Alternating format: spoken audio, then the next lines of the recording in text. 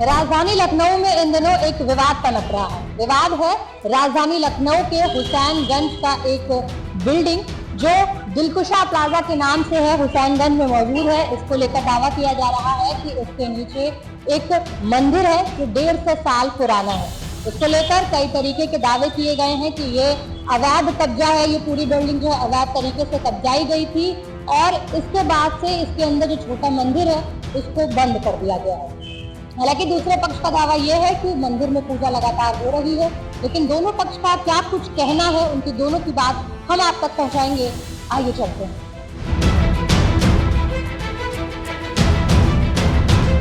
करीब 150 साल पुराना शिवालय और राधा कृष्ण जी का मंदिर था।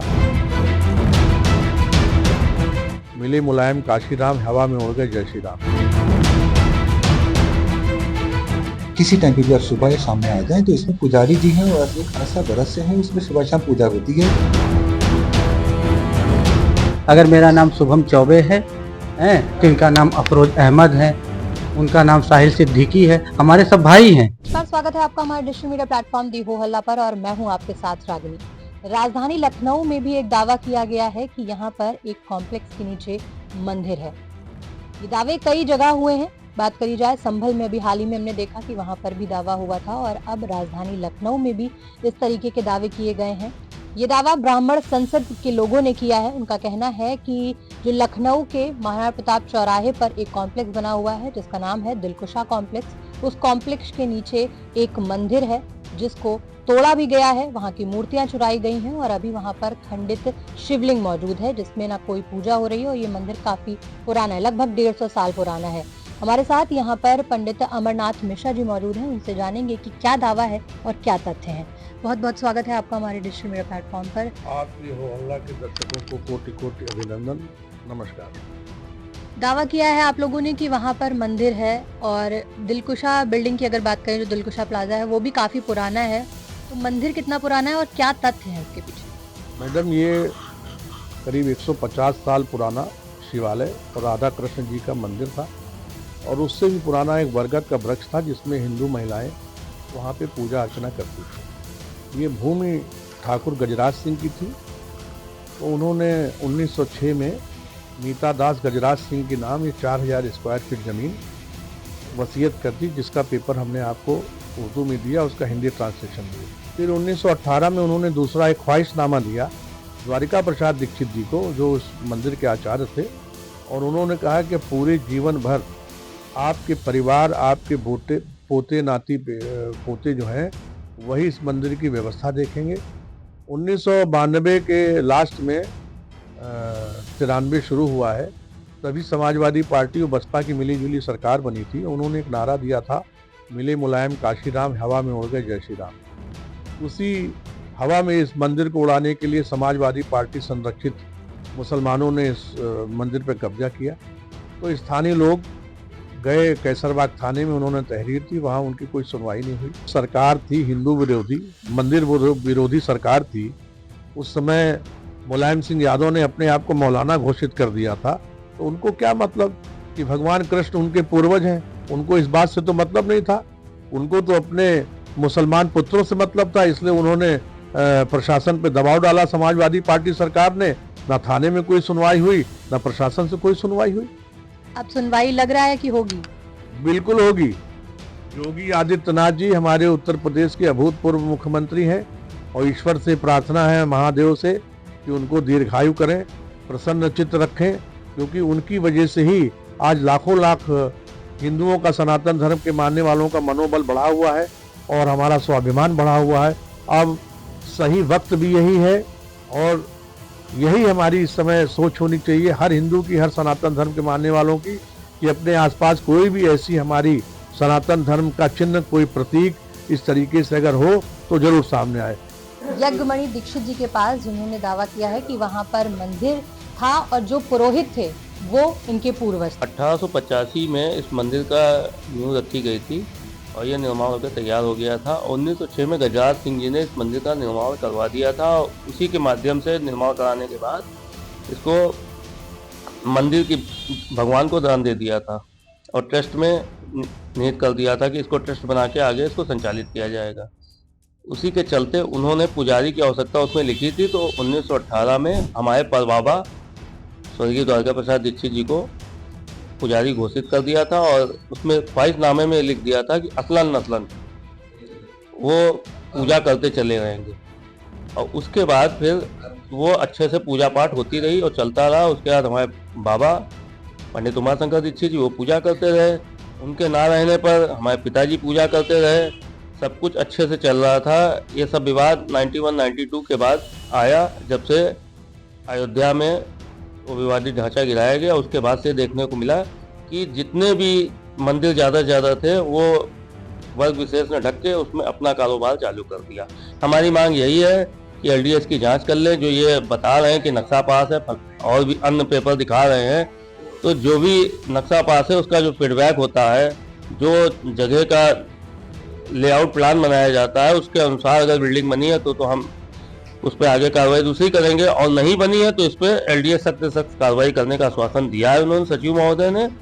पूरे पक्ष की बात हमने आप तक पहुंचाई, लेकिन अब बारी है दूसरे पक्ष की बात पहुंचाने की कि उनका इस पूरे विवाद को लेकर क्या कुछ कहना है। कहा जा रहा है कि इस जो बिल्डिंग है उसके नीचे मंदिर बना हुआ है और इस मंदिर के साथ एक मंदिर और था, उसको आप लोगों ने तोड़वा के इस पर पूरी बिल्डिंग बनवाई और ये पूरा अवैध है। क्या कहना है आपका? देखिए, इसमें एक ही मंदिर था, वो शिव जी का मंदिर था और वो आज भी है, हमेशा रहेगा। उसके बाद दूसरा पक्ष क्या कह रहा है, किस बात पे कह रहा है, कि ये तो बताएंगे। बिल्डिंग अवैध नहीं है, बिल्डिंग का नक्शा पास हुआ है, LDA ने, लेफ्टिनेंट डेवलपमेंट अथॉरिटी ने नक्शा पास करके दिया है। LDA के नॉर्म्स इतने सख्त होते हैं कि वो आसानी से नहीं होता। कई जगह से मैसेज आती है, हर टाइटल से रिलेटेड आते हैं कि सारे पेपर डॉक्यूमेंट्स हमारे पास हैं।